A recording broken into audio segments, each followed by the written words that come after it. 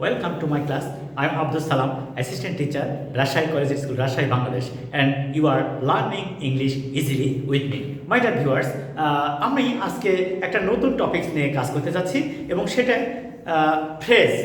তোমরা জানো যে ফ্রেজ কি এবং ফ্রেজ কেন ব্যবহার করা হয়। ফ্রেজটা হচ্ছে সেই শব্দগুচ্ছ যা সেন্টেন্সের অর্থের সমৃদ্ধি গঠন করে এবং ফ্রেজটা সেন্টেন্সের অলংকার স্বরূপ। ফ্রেজটা সেন্টেন্সের অলংকার স্বরূপ। তাহলে আসলে ফ্রেজ কি এবং সেটা নিয়ে আজকে আমরা কথা বলতে যাচ্ছি। ফ্রেজ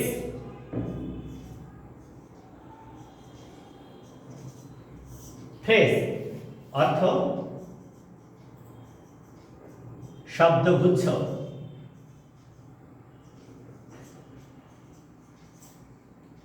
ফ্রেজ অর্থ শব্দগুচ্ছ। তাহলে আমরা কি শিখলাম? পাশাপাশি দুটি বা তার বেশি ওয়ার্ডস একত্রে বসে যখন একটি ওয়ার্ডের মতো অর্থ প্রকাশ করে তখন তাকে আমরা বলবো ফ্রেজ। কেমন সেটা দেখো তো। হি is at home in English.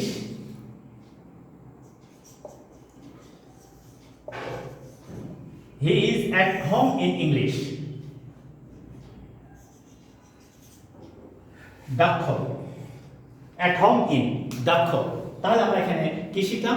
আমরা এখানে শিখলাম যে এখানে তিনটে ওয়ার্ড বসছে। এক মানে তে বা প্রতি, হোম মানে বাসা, ইন মানে ভিতরে, কিন্তু অর্থ কিন্তু সম্পূর্ণ ভিন্ন। সেটা কি? দক্ষ।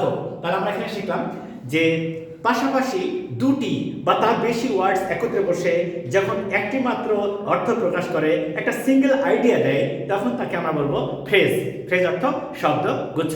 When two or more words take place side by side and expresses a single idea, we call it a phrase. তাহলে সেই সূত্র অনুযায়ী এইটা আমাদের একটা ফ্রেজ। এখন প্রশ্ন হলো যে ফ্রেজ ব্যবহার করবো কেন, ফ্রেজ শিখবো কেন? Phrase is very very important in a sentence. আচ্ছা, তুমি কেন চুলের ডিজাইন করে চুল কাটো? একটা মেয়ে কেন অলংকার পরে?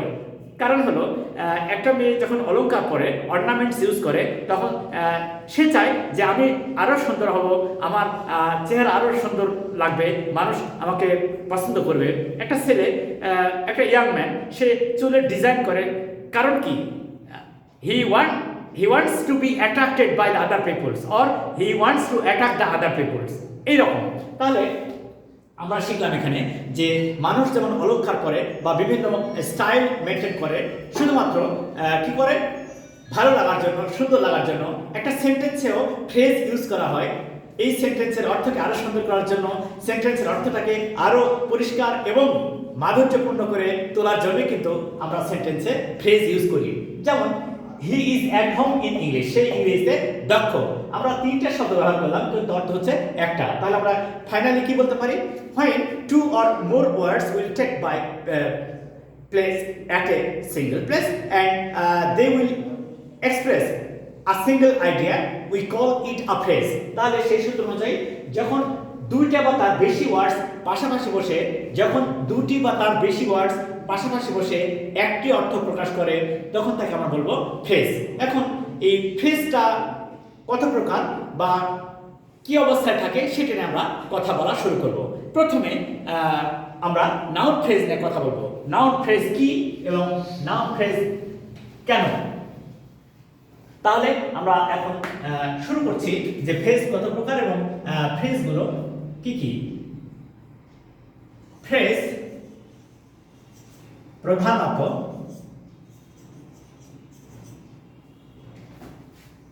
সাত প্রকার।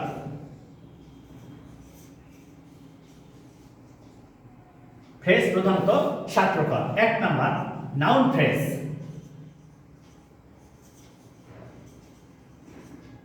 ইয়েস, নাউন ফ্রেজ কি?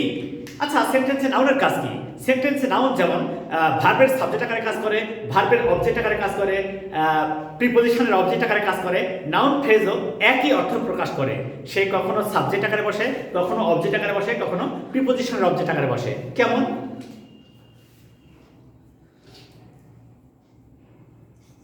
আ bright student A bright student is always active. A bright student is always active. A bright student. I like his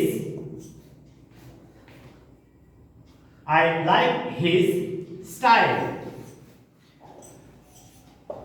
His style. আমরা এখানে একটা বিষয় খেয়াল করলাম, এখানে বি ভার্ব, এটা লিঙ্কিং ভার্ব বি ভার্ব, এর সাবজেক্টের কাজ করছে কে? আ ব্রাইট স্টুডেন্ট। দেখো আ মানে একটি, ব্রাইট অ্যাডজেক্টিভ, স্টুডেন্ট নাউন, কিন্তু কাজ হচ্ছে একটা কি? এই সেন্টেন্সে এ সাবজেক্টের কাজ করছে, এই সেন্টেন্সে সে সাবজেক্টের কাজ করছে, মানে তিনটে ওয়ার্ড মিলে একটা সাবজেক্ট। তাহলে যেহেতু সেন্টেন্সের সাবজেক্ট কি হয়? নাউন প্রোনাউন হয়, এই সেন্টেন্সের সাবজেক্টটা নাউন ফ্রেজ, এটা হলো। তাহলে এই ভার্বের সাবজেক্ট আকারে কাজ করলো। আর লাইক এটা হচ্ছে ভার্ব, লাইকটা হচ্ছে কি? ভার্ব। এর অবজেক্টকে এই যে হি স্টাইল, হিজ হচ্ছে পজিটিভ আর স্টাইল হচ্ছে নাউন, কিন্তু দুইটা মিলে একটা কাজ করছে, তাই এটা হচ্ছে নাউন ফ্রেজ, এনপি। এটা হচ্ছে এনপি। তাহলে এইটাও নাউন ফ্রেজ, এইটাও নাউন ফ্রেজ, কিন্তু কিভাবে আমরা বুঝলাম যে নাউন ফ্রেজ সেন্টেন্সে নাউনের মতো তথ্য প্রকাশ করে এবং সেটা ভার্বের সাবজেক্ট আকারে বসে এবং ভার্বের অবজেক্ট আকারে ব্যবহার করা যায়। এটা দেখে আমরা বুঝবো এটা নাউন ফ্রেজ। ওকে, আশা করি তোমাদের এখানে আর কোনো সমস্যা নেই।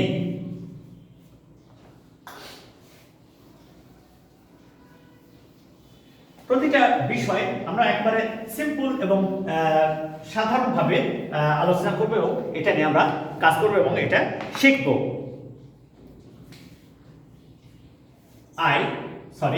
Adjective phrase. Adjective phrase. I saw a boy with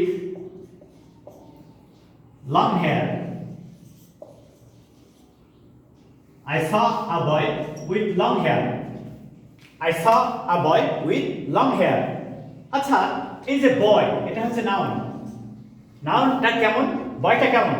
with long hair, এটা হচ্ছে অ্যাডজেক্টিভ ফ্রেজ। কারণ এই উইথ লং হেয়ারটা এই বয়কে মডিফাই করলো। আমরা কিন্তু ডিসকাশে একটা বিষয় শিখেছিলাম, সেটা কি? যে সেন্টেন্সে অ্যাডজেক্টিভ নাউন বা প্রোনাউনের দোষ গুণ সংখ্যা পরিমাণ অবস্থা প্রকাশ করে, ঠিক অ্যাডজেক্টিভ ফ্রেজও তাই করবে। অ্যাডজেক্টিভ ফ্রেজ কি করবে? সেন্টেন্সে এই নাউনকে মডিফাই করবে। নাউনটা কেমন? আই স আ বয়, আমি একটা ছেলেকে দেখেছিলাম, ছেলেটা কেমন? উইথ লং হেয়ার, যার চুল ছিল অনেক লম্বা। তাহলে উইথ লং হেয়ার, এই উইথ লং হেয়ারটা কার? এই বয়টা। তাহলে এই উইথ লং হেয়ার এই বয়কে মডিফাই করলো, উইথ লং হেয়ার বয়কে মডিফাই করলো, অর্থাৎ বয়ের দোষ গুণ প্রকাশ করলো, তাই এই উইথ লং হেয়ারটা হচ্ছে অ্যাডজেক্টিভ ফ্রেজ। আশা করি তোমাদের এখানে আর কোনো সমস্যা নেই। তাহলে কি শিখলাম? যে অ্যাডজেক্টিভ যেমন সেন্টেন্সে নাউন প্রোনাউনের দোষ গুণ প্রকাশ করে, অ্যাডজেক্টিভ ফ্রেজও সেন্টেন্সে নাউন প্রোনাউনের দোষ গুণ প্রকাশ করবে এবং সেটা সেন্টেন্সের পরে বসে এবং তার সেন্টেন্সকে ওই বয় যেটা যাকে মডিফাই করছো তার পরে বসবে। ঠিক আছে, আশা করি বুঝতে পেরেছো যে অ্যাডজেক্টিভ কি? The word which indicates the quality, the number, the position or condition of noun or pronoun in a sentence, we call it adjective. In the same way, adjective phrase will also work as adjective, and the adjective phrase will also qualifies or modifies the quality or the quantity or the condition or situation of noun in a sentence. Okay, we are going to the next.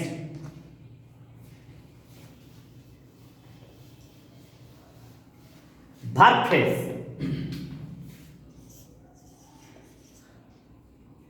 Verb phrase. আচ্ছা, verb কি? ভার্বটা আসলে কি? Yes, the word which completes the action in a sentence is called verb. যেমন দেখো, she has been reading a novel for an hour. Has been reading. আচ্ছা, খুব মজার কথা। প্রথমে ভার্ব কি বলে, ফ্রেজ কি বলেছিলাম? বলেছিলাম যে পাশাপাশি দুটি বা তার বেশি ওয়ার্ডস একত্রে বসে যখন একটি ওয়ার্ডের মতো অর্থ প্রকাশ করবে তখন কিন্তু আমরা তাকে ফ্রেজ বলেছি। সেই সূত্র অনুযায়ী এখানে তিনটা ভার্ব বসে, দুইটা অক্সিলারি ভার্ব, একটা মেন ভার্ব। তিনটা ভার্ব একত্রে বসে অর্থ হচ্ছে একটা, সেটা কি রিডিং, পড়া। সেটা কি বলছে? পড়ার কথা বলছে। তাহলে আমরা কি শিখলাম? পাশাপাশি দুইটি বা তার বেশি ভার্বস একত্রে বসে যখন একটি ভার্বের মতো অর্থ প্রকাশ করে তখন তাকে আমরা বলবো ভার্ব ফ্রেজ। আশা করি এটা একেবারে সহজ এবং সুন্দর, যা তোমরা বুঝতে পেরেছো। তাহলে আমরা কি শিখলাম? পাশাপাশি দুটি বা তার বেশি ভার্বস একত্রে বসে যখন একটি ভার্বের মতো অর্থ প্রকাশ করবে তখন তাকে আমরা বলবো ভার্ব ফ্রেজ। এবং এইভাবে এটা আমাদের ভার্ব ফ্রেজ হলো। যেমন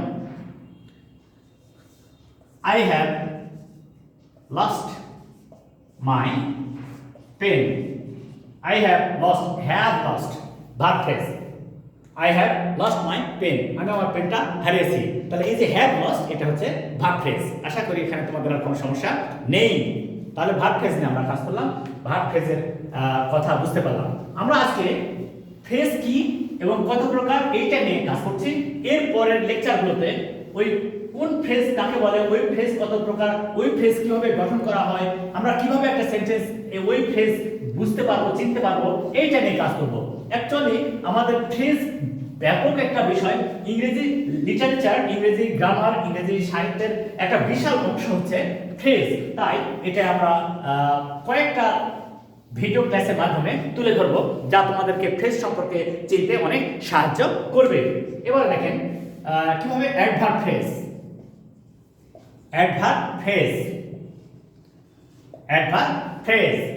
She comes here now and then. She comes here now and then. I went there off and on. Is it off and on, now and then? এরা হচ্ছে অ্যাডভার্ব ফ্রেজ। তাহলে কি বলছে? নাও অ্যান্ড দেন মাঝে মাঝে।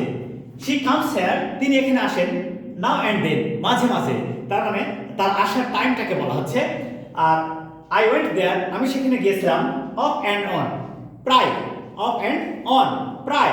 তাহলে এইটা কাজের সময়ের কথা বলা হচ্ছে। তাহলে তোমরা তো জানো যে অ্যাডভার্ব কি? অ্যাডভার্ব দ্বারা সেন্টেন্সের কাজের সময়, ধরন, অবস্থা, শর্ত এগুলি প্রকাশ পায়। অ্যাডভার্ব ফ্রেজও তাই। আমরা আশা করি বুঝতে পেরেছো তোমরা।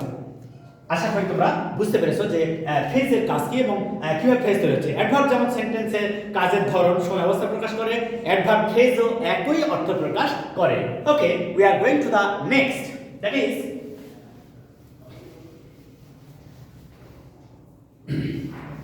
আমরা এবারে প্রিপজিশন ফ্রেজ নিয়ে কথা বলবো।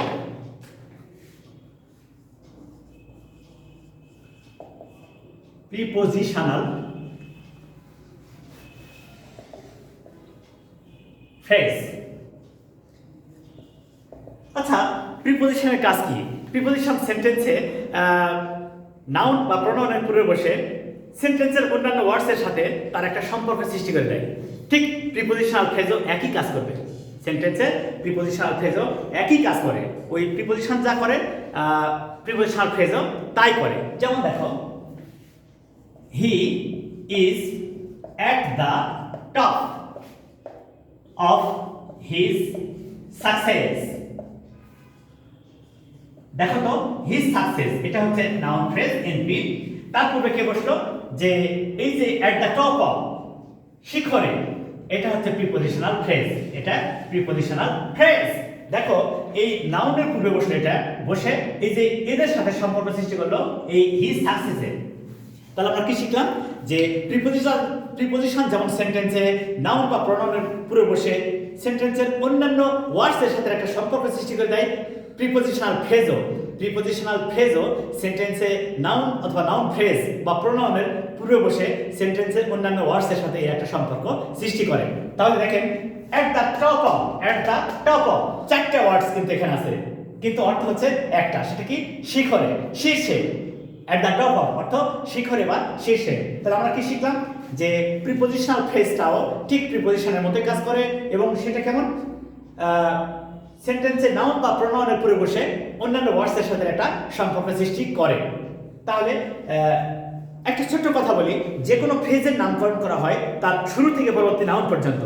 যে কোনো ফ্রেজের নামকরণ করা হয় তার শুরু থেকে পরবর্তী নাউন পর্যন্ত। এই ফ্রেজটা শুরু হয়েছে অ্যাট প্রিপোজিশন দ্বারা এবং শেষ হয়েছে এই নাউন ফ্রেজের এখানে, অর্থাৎ এইটুক হচ্ছে প্রিপোজিশনাল ফ্রেজ। এটা প্রিপোজিশনাল ফ্রেজ। আশা করি তোমাদের আর এখানে কোনো সমস্যা নেই। তারপর আমরা যখন পরবর্তী ক্লাসে বিস্তৃত আলোচনা করব তখন আরো ক্লিয়ার হয়ে যাবে।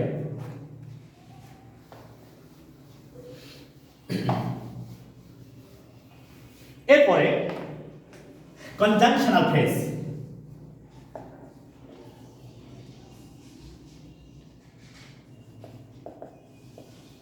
কনজাংশনাল ফ্রেজ, আচ্ছা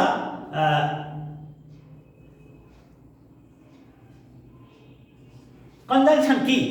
কনজাংশন সেন্টেন্সে দুটি ওয়ার্ডস বা ফ্রেজ বা দুটি ক্লজকে যুক্ত করে না? Yes, that is the same way conjunctional phrase ও একই কাজ করবে। সেটা কি? পাশাপাশি দুটি বা তার বেশি ওয়ার্ডস কনজাংশনের কাজ করবে এবং সেটাও সেন্টেন্সে ওই যে কানেকশনের কাজ করবে, জোড়া দেওয়ার কাজ করবে। কি? যখন দুটি বা তার বেশি ওয়ার্ডস দুটি বা তার বেশি কনজাংশন একত্রে বসে দুটি ওয়ার্ডস, দুটি ফ্রেজ, দুটি ক্লজকে যুক্ত করবে তখন তাদেরকে আমরা বলবো কনজাংশনাল ফ্রেজ। যেমন দেখো, he came here as soon as he got the news. As soon as যেই মাত্র। দেখো এখানে তিনটা ওয়ার্ড আছে, কিন্তু অর্থ হচ্ছে একটা। এখানে তিনটা ওয়ার্ড আছে কিন্তু অর্থ হচ্ছে একটা এবং তার কাজ কি? জোড়া দেওয়া। তাহলে আমরা কি শিখলাম? যখন দুটি বা তার বেশি কনজাংশন বা ওয়ার্ডস একত্রে বসে যখন দুটি ক্লজ, দুটি ফ্রেজ কে যুক্ত করে এক সেন্টেন্সে রূপান্তরিত করে এবং জোড়া দেওয়ার কাজটা করে, সম্বন্ধ সৃষ্টি করার কাজটা করে, তখনই তাকে আমরা বলবো কনজাংশনাল ফ্রেজ।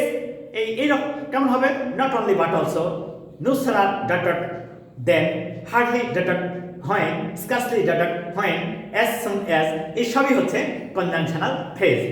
আশা করি তোমরা বুঝতে পেরেছো। And the last one, interjectional phrase.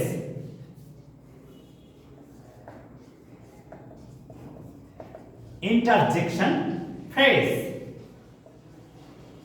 আচ্ছা ইন্টারজেকশনটা কি? যে ওয়ার্ড দ্বারা আনন্দ, দুঃখ, ঘৃণা, ভয়, বিস্ময় প্রকাশ হয় তাকে কিন্তু আমরা ইন্টারজেকশন বলি। Am I right? তাহলে ফ্রেজ কি? অবশ্যই সেখানে একটি ওয়ার্ডস বা এক্সক্লেমেশন চিহ্ন থাকবে বা দুই বা তার বেশি ওয়ার্ডস একত্রে বসে ওই আনন্দ, দুঃখ, ঘৃণা, ভয়, বিস্ময় প্রকাশ পাবে, তাকে বলবো আমরা ইন্টারজেকশনাল ফ্রেজ। একেবারে সহজ। What a pity! What a pity! He is in trouble. What a pity! কি দুঃখের কথা, সে সমস্যায়। কি দুঃখের কথা, এই যে what a pity, এটা ইন্টারজেকশনাল ফ্রেজ। দেখো তিনটা ওয়ার্ড, এক্সক্লেমেশন সাইন, এটা একটা অর্থ প্রকাশ করছে। কি? নিদারুণ দুঃখ বা করুণ অবস্থার কথা বলে দিচ্ছে। তাহলে আমরা কি শিখলাম? যে ফ্রেজ দ্বারা আনন্দ, দুঃখ, ঘৃণা, ভয়, বিস্ময় প্রকাশ পায় তাকে বলবো আমরা ইন্টারজেকশনাল ফ্রেজ। আশা করি তোমরা বুঝতে পেরেছো। মাই ডিয়ার ভিউয়ার্স, ফ্রেজ কাকে বলে এবং কি কত প্রকার, এইটা নিয়ে আজকে আমাদের ক্লাসটা করলাম। এর পরবর্তী ক্লাসে প্রতিটা ফ্রেজ কিভাবে গঠন করা যায়, প্রতিটা ফ্রেজ কিভাবে চিনতে পারা যায়, এইসব বিষয় নিয়ে বিস্তারিত আলোচনা করব এবং ফ্রেজ একটা বিশাল ব্যাপার, এ নিয়ে অনেক কথা আছে, অনেক কাজ আছে। আশা করি তোমরা আমাদের সাথে থাকবে এবং আমাদের কাজগুলোকে ভালোভাবে ফলো করে তোমরা ইনভেস্ট হবা নিজে এবং নিজের শেখাটাকে স্মার্ট করবা, অ্যাক্টিভ করবা এবং সাকসেসফুল হবা। Okay, please like my channel, share my channel and subscribe it and share it to your friends. Thank you all.